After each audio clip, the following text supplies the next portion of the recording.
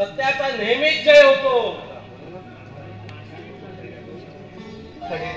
म्हणूनच माणसाने कोणतीही गोष्ट करण्यापूर्वी 100 वेळा विचार करावा लागतो, नाहीतर त्याचे परिणाम असे होतात.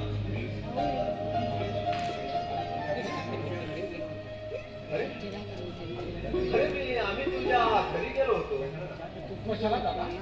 अरे कशाला म्हणून काय विचारतो? अरे तुझा आणि सुभाच्या लग्नाचा बोलणी करायला.